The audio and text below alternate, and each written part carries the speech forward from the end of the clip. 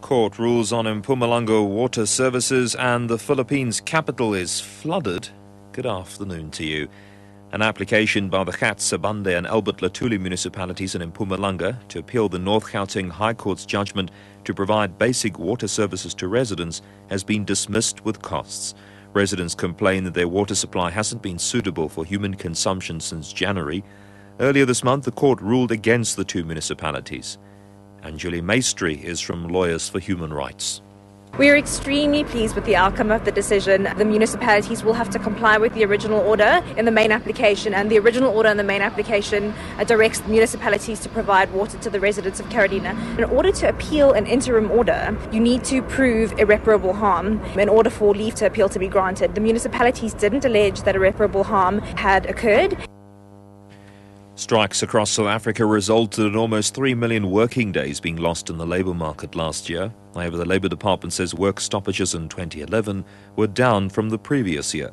Deputy Director General Les Keteldas says more than 20 million working days were lost in 2010.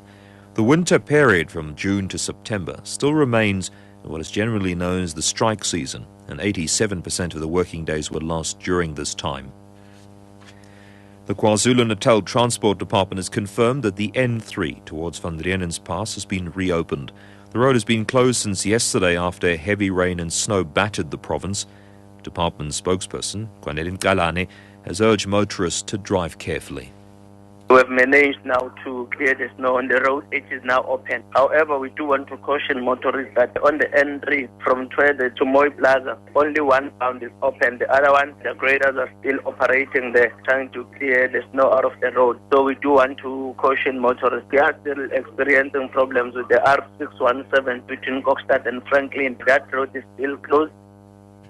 Truckers and motorists are meanwhile still trapped in heavy snow on the N3 near Moy River in the KwaZulu-Natal Midlands. Emergency services and the Gift of the Givers Foundation are assisting them. They're handing out food parcels, blankets and water. The foundation's Zaked Ndlovu. As soon as we heard and seen on TV about the ice and the snow on our national road, we have to come as foundation, come and assist the people who have been stuck in the road. And then we brought to them some biscuits, a soup. Most of them, the trucks that we have seen, they've been heading to Johannesburg from Durban. And those who are coming down, fortunately, some of them, they're not really caught in the ice. The NPA says today's developments in the murder trial of Annie Diwani are a positive step. Spokesperson Erikin Tabazalila says a confession by one of the accused sheds more light on what happened to Diwani. He pleaded guilty for his role in her murder and was sentenced to 25 years in prison. His co-accused is back in court on Monday. And Tabazalila says up until now the only version of events they had were those relayed by convicted middleman Zola Tongo. Remember, what we knew was that Tongo was dropped off in Gugulethu, but we didn't know much about what happened after he was dropped off. But now this new confession tells us that after they got into the vehicle and they dropped off Tongo, they took the N2, they took the Baden-Powell turn off, and they got into the Kuyasa area, and that's where they dropped off Shirin Divani. And it does explain to us that Shirin Divani was part of the plan.